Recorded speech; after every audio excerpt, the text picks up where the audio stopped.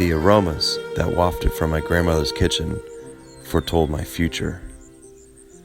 Today, those same aromas and textures translate to the deepest parts of the Patagonian wild.